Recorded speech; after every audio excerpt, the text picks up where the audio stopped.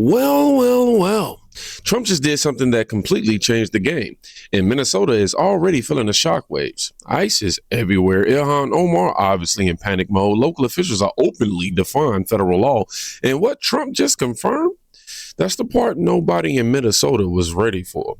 Y'all, watch this carefully. Mr. President, you said that you might denaturalize some American citizens. Can you talk about... You mean people that are in here that shouldn't be here? That became Americans. Are you trying Well, we'll see. I mean, yeah, if we have criminals that came into our country and they were naturalized maybe through Biden or somebody that didn't know what they were doing, if I have the power to do it, I'm not sure that I do, but if I do, I would denaturalize absolutely. Mr. President, you said that you might... Now, listen to what he just said, because this isn't rhetoric anymore. Trump didn't just say, we're thinking about it. That's not what he said. He said, if I have the power, I would deneutralize. That's nightmare news for anyone who slipped through the system. All right. In Minnesota, they heard that loud and clear.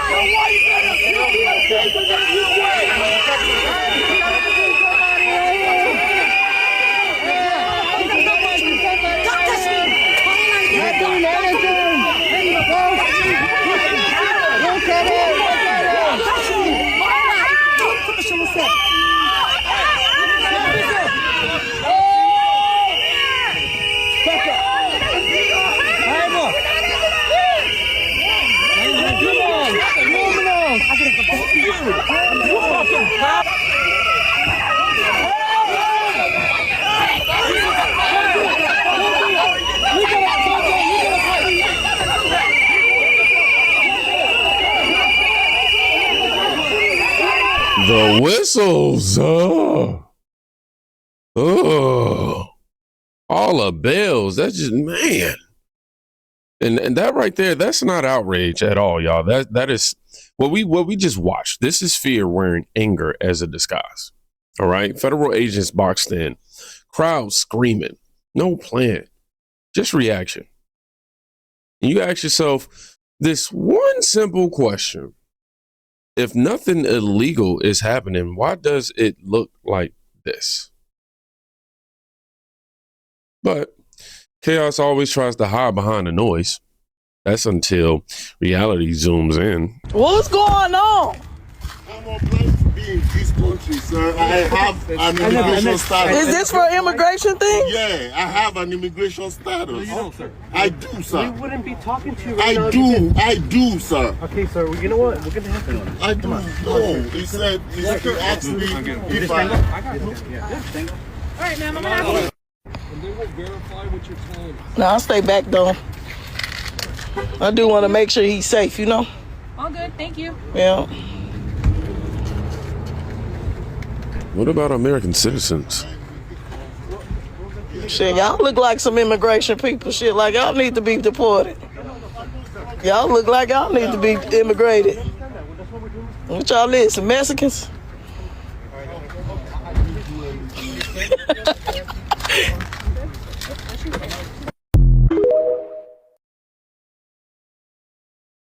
What's going on?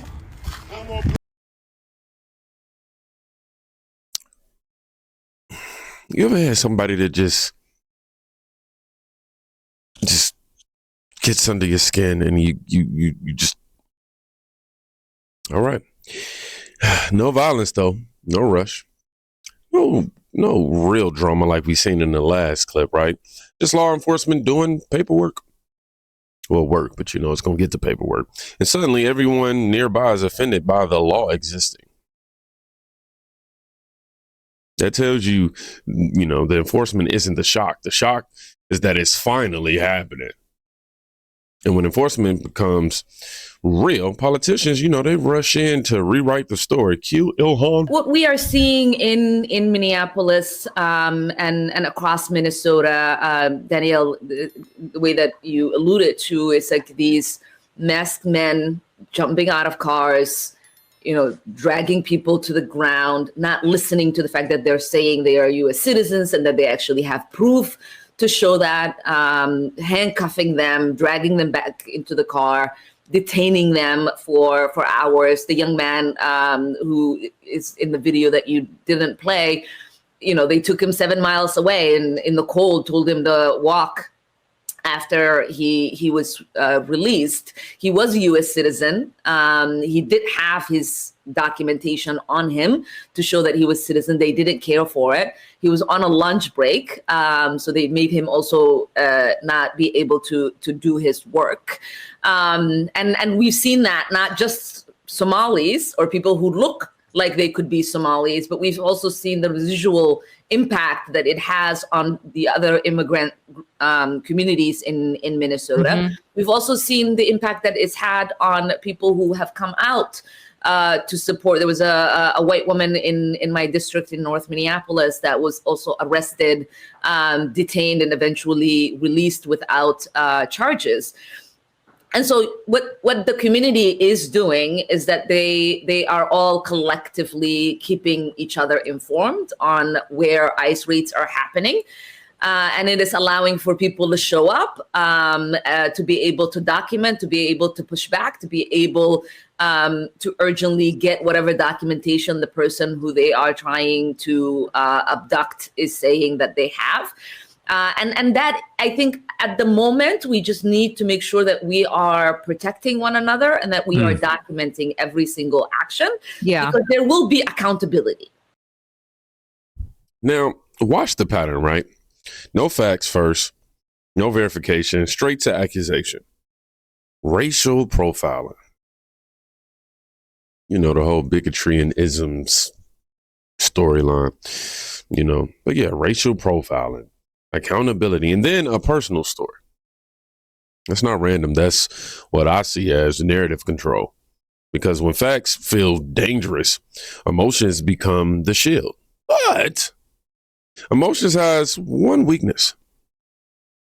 And it collapses when the receipts show up, right? This is when, the room goes quiet. I'm going to read this caption that comes with it. Breaking, Rep. Ilhan Omar had her birth year changed on Minnesota's official legislative website to say she was born in 1982, not 1981, according to Alpha News. If Omar was born in 1981, she likely would not have been eligible to become a U.S. citizen through her father's naturalization and would have had gone through the process on her own. That is the breaking news, y'all. Official records changed birth year. Now, we did learn about her father's denaturalization, the whole thing about that yesterday.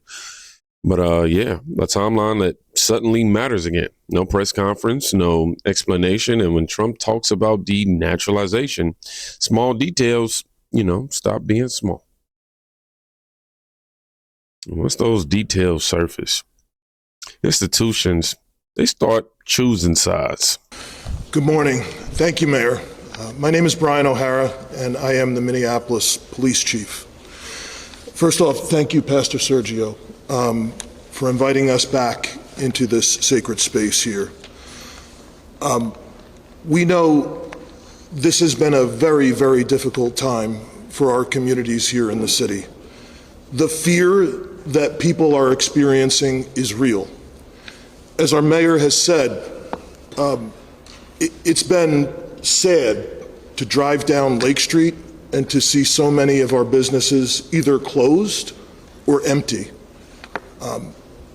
It's hard to see the impact that this is having on everyone in our community. It's especially personal to me, having been raised a Catholic, to be in a Christian church this morning as we are approaching Christmas. And I cannot help but think of what is happening in our city today and how that echoes with how outsiders have been treated for thousands of years, how Mary and Joseph themselves were considered outsiders and forced to stay in a barn. That's what we're getting ready to commemorate as Christians around the world, while all of this fear is happening right here in our town. So my goal, and our goal as the Minneapolis Police, is to try and do what we can to reduce fear, to reduce anxiety, and to try and help provide for public safety and uphold human dignity in our city. We have several of our community service officers that are here in the back. If I'm going to ask them to please join us up here with our pastors, because I want people to see what the future of the Minneapolis Police Department looks like. This is not the same police department it was in 2020. Our officers who have stayed are incredibly resilient, and they are incredibly dedicated to our communities. And as you can see, the department is very rapidly becoming more and more diversified. And these community service officers are here this morning because, as you can see, Pastor is getting ready to have food distributed to people who are too scared to leave their homes. And these community service officers have volunteered to help deliver food to people that are scared to leave their homes. And that is the quality of the character of the men and women of this police department. So I just want to be clear, as our mayor has said several times, and I have said, the Minneapolis Police Department is committed to honoring the human dignity of every person in our community. The Minneapolis Police Department does not participate in immigration enforcement. We do not care and do not ask people about immigration status. People in our community need to know that they can feel confident that when they need help, they can call 911, and we will show up for everyone, and not be afraid to call because they think we might turn them over for some civil immigration violation. That's not our job. Our mission is to keep everyone in this town safe, and we cannot accomplish that if a huge segment of this community is too scared to call us when they need help, because that makes everyone less safe. So thank you, and I want to turn it over to Pastor? Wow. Pastor Sergio from the church here. Now, this is the tale, right? This right here. The Minneapolis police chief says plainly they won't cooperate with ICE. These people, man. then he tries to wrap it up in compassion. He quotes scripture, but the message is simple, y'all. Federal law stops at our border. That's not mercy, that's resistance. And that resistance is exactly why Trump draws the line himself.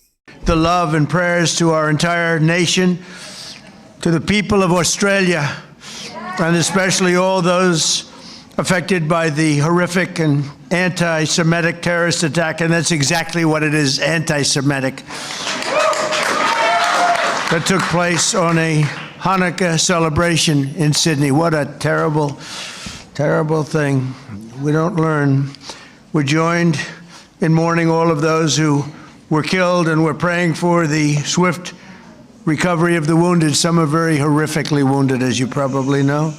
All nations must stand together against the evil forces of radical Islamic terrorism, and we're doing that. Joining us tonight, our Commerce Secretary Howard Lutnick is doing a fantastic job. Representatives Paul Gosar, David Kutzoff, Claudia Tenney, Ronnie Jackson, he was my White House doctor, Ronnie was asked, who's the healthiest of all? Was it Barack Hussein Obama? Was it Sleepy Joe Biden? Or was it Donald Trump? And he said Trump was by far the healthiest. He was the doctor for all three of us, and he said Trump was by far the healthiest. I love him. If he didn't say that, I would have never have talked to him again. Where is Ronnie? Is he here? Ronnie Jackson, what a great legend. Josh Gottheimer's here. Mr. Salt is here, Mike Lawler. He's the only guy could have gotten that for New York. Nobody else. He worked so hard on that. Will you please focus on the midterms, please? Do you mind? Okay. Because you. Now, here's the part that gets twisted on purpose. Trump doesn't attack faith. He targets radical Islamic terrorism, the same threat every serious country confronts. This isn't about belief. It's about borders. It's about law. In Minnesota, they just learned the huge difference. And here's the truth, simple and uncomfortable. If everything is legal, enforcement shouldn't scare you. But when panic erupts the second ICE shows up, you can't tell me that panic ain't a confession. That wasn't chaos by accident. This was chaos protected for years, and now the protection is gone. That's the nightmare news. Now, if you made it to the end of this video, that's exactly what I want you to write. Protection is gone. Y'all be safe. Go check on a friend today. You can quite literally be saving their life. Peace.